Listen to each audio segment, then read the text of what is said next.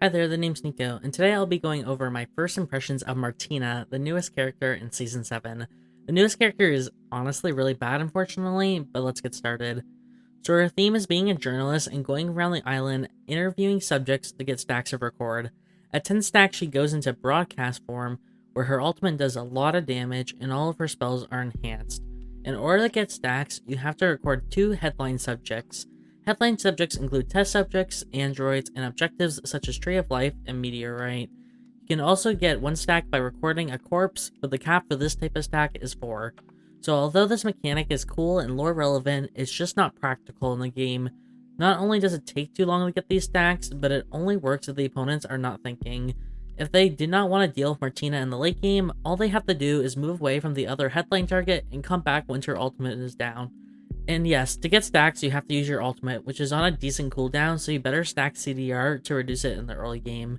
It is possible to never reach your stack requirement, making you basically do 0 damage in the late game. My suggestion would be to reduce the number of stacks she needs, or change it so that she can get stacks from one target, but gets rewarded for getting 2 or more headline subjects in one shot. Now let's look at her spells. Her Q takes a snapshot in a targeted direction, dealing damage.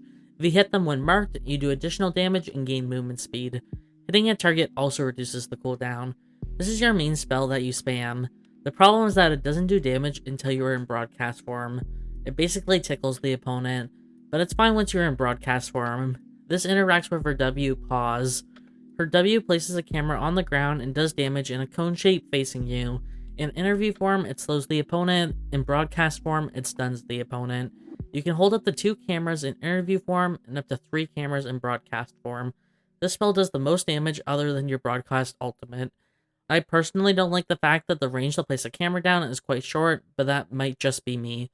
This spell only works when you're kiting someone since the camera faces you. That will be fine, but she's one of the slowest characters in the game, so it's really hard to kite people since it's not that difficult for your opponent to get on top of you. I would not change this spell except allowing you to place the cameras from slightly farther away, but other than that, I think it's fine. Buffing her movement speed by a bit would definitely help though. Now let's look at our E Rewind. This spell gives you a dash, placing a videotape from where you dashed from, and after a period of time, you will dash back to this mark, slowing the opponent when in interview form, but stunning them in broadcast form. You are immune to crowd control while dashing back. This spell is really problematic. This is because you have to dash back to the videotape even if you don't want to. So your opponent just has to wait beside the videotape for you to come back. Some people have suggested hiding the videotape mark it leaves on the ground, but the thing is, the person will just remember where you dashed from in the first place. Sure, they might be a bit off, but they will know generally where you will land. I think giving her the flexibility to come back or not will definitely help, but I do worry if this will just make her a better rat. But I would compare this to Hedge and E or Adela E if they changed it to like this, but it can't go over walls, so it might be fine. And last is her passive. Her passive changes her basic attacks to auto 4 times continuously, but then you cannot auto attack for a short period of time afterwards. You can also see a special ping on the map when 2 people are fighting each other near you. You can make trail cameras like Nathapon, so I assume this feature will be added to all future camera characters as well. She does bonus damage to wild animals.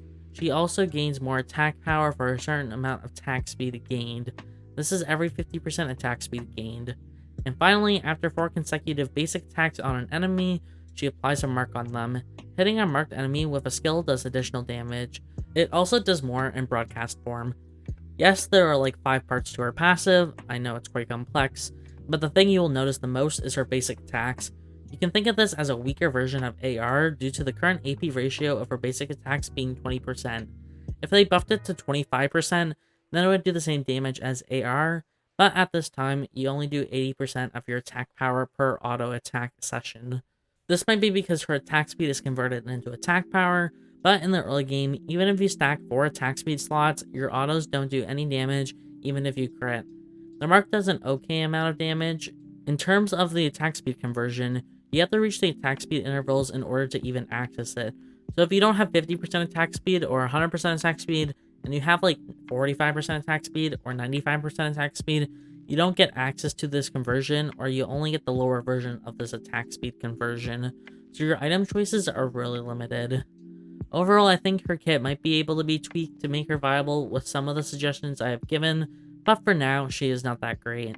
can't kite people, doesn't do enough damage at interview stage, and really only works if your opponent lets you. I do hope the devs address some of these issues soon. What are your thoughts about Martina? Do you think I missed something? Let me know in the comments below. And I hope to see you at the next video.